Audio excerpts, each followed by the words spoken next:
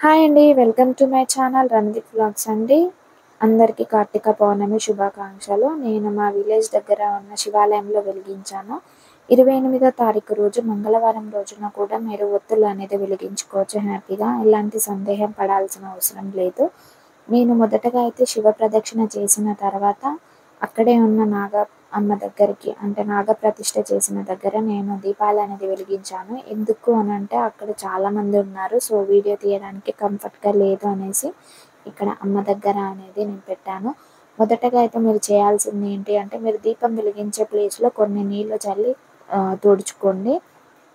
మీ దగ్గర బియ్యం పిండి ఉంటే మీరు ముగ్గేసుకోండి. మా అమ్మ వాళ్ళకి చుట్టూ ఉంది 1 ఇయర్ చుట్టూ. సో అందుకోసం అనేసి నేను షాప్ నుండి డైరెక్ట్ అన్నీ తెచ్చుకున్నాను. అందువల్ల నేను బియ్యం పిండి అనేది మర్చిపోయాను. సో మీరు అక్కడ క్లీన్ చేసుకున్న దగ్గర బియ్యం పిండితో మంచిగా ముగ్గు వేసుకొని ఆ ముగ్గు వేసిన దాంట్లో పసుపు, కుంకుమ, కొన్ని అక్షింతలు, ఒక ఫ్లవర్ అనేది పెట్టుకోండి. తర్వాత మీరు పెట్టే ఏ ప్రమిద అయినా సరే అందులో పసుపు, కుంకుమ, కొన్ని బియ్యం, ₹1 బిళ్ళ అనేది వేసుకోవాలి. తర్వాత మీరు ఒత్తులని ఒకరోజు ముందు నానబెట్టుకుంటే పర్లేదు. ఆయిల్లో కానీ నెయ్యిలో కానీ.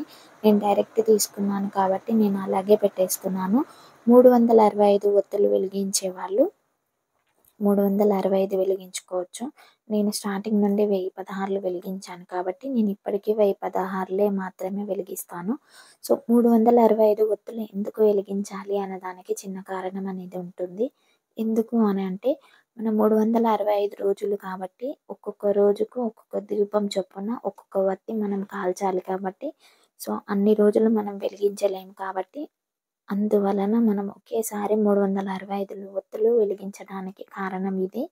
సో అలా అని దీపం పెట్టేవారు వెలిగించొద్దు అని ఏమీ లేదు. ఎవరైనా మనము ఈ పూజ అనేది చేసుకోవచ్చు. మొదటగా ఆయిల్ అంతా మనం ఒత్తుల మీద వేసి తర్వాత నెయ్యి అనేది వేసుకోండి.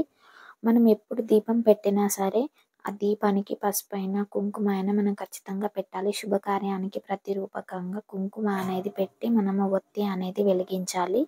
సో మీరు ఇంట్లో చేసినప్పుడు కూడా ఇలాగే చేసుకోవాలి.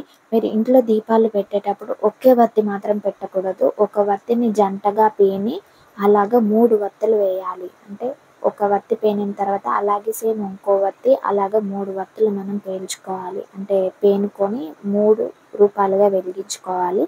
ఒకటి పార్వతీ పరమేశ్వరులు, విష్ణు, లక్ష్మి, అలాగే సరస్వతి, బ్రహ్మ ఈ ముగ్గురికి ప్రతిరూపకంగా మనం ఒక దీపాన్ని వెలిగించుకోవాలి. అలా 3 దీపాలు వెలుగుతూ ఉండాలి మన ఇంట్లో. సో ఇది నేను మీకు చెప్పాలి కాబట్టి చెప్పాను వీడియో రూపంలో. అలాగే మీరు దీపం పర్ఫెక్ట్‌గా వెలగాలి, మొత్తం కాలిపోవాలి కాబట్టి మనం వెలిగించిన ఒత్తి ఒకటి కూడా ఆరిపోకుండా ఉండడం కోసం అనేది మీరు హారతి కర్పూర బిళ్ళలు ఉంటాయి కదా!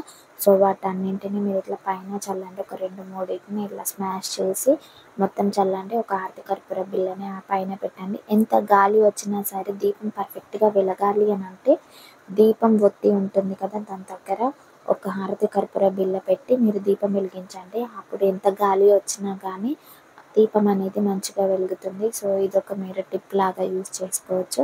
సో దీపం ఎప్పుడు వెలిగించినా సరే మీరు ఇంట్లో వెలిగించినా సరే అగ్గిపుల్లతో డైరెక్ట్ వెలిగించకుండా మన అగరబస్తీలు ఉంటాయి కదా అవి పెట్టి దాంతో మీరు దీపం అనేది వెలిగించుకోవాలి. సో నేను ఇక్కడ ఎందుకు చూపిస్తున్నానంటే అక్కడ చాలామంది ఉన్నారు. సో నేను ఇంత నిదానంగా చేస్తే వాళ్ళు ఊరుకోరు కదా, టకటక వెలిగించాలి అంటారు అనేసి నేను ఇక్కడ చేశాను. సో మీరు ఎప్పుడైనా సరే కార్తీక ఒత్తులు శివాలయంలో ఏ ప్లేస్లో అయినా వెలిగించుకోండి. కాకపోతే ఉసిరి చెట్టు కింద పెడితే ఇంకా మంచి ఫలితం అనేది ఉంటుంది. సో ఈ విధంగా అయితే నేను ఎలా చూపించానో అలా అయితే చేసుకోండి. ఏమైనా డౌట్స్ ఉంటే కింద కామెంట్ సెక్షన్లో అయితే కామెంట్ చేయండి. నేనైతే ఖచ్చితంగా రిప్లై ఇస్తాను. ఈ విధంగా మీరు ఒత్తులన్నీ వెలిగించుకున్న తర్వాత పూలు ఉంటే పెట్టుకోండి. లేకుంటే కొబ్బరికాయ ఇలా ఉంటుంది కదా అది మీరు వెలిగించిన ఒత్తుల దగ్గర మీరు ఖచ్చితంగా కొబ్బరికాయ కొట్టుకోవాలి. నైవేద్యం ఏమీ లేకపోతే చక్కెర పెట్టేసుకోవచ్చు. అదే నైవేద్యం కింద మనం కొబ్బరి నీళ్ళని కూడా చూపించుకోవచ్చు. మన మనసు నిండా అంటే మనస్ఫూర్తిగా మనం ఎలా చేసామనేది ఇంపార్టెంట్. పక్క వాళ్ళు ఏది చేస్తే మనం అది చేయాలని ఏమీ లేదు.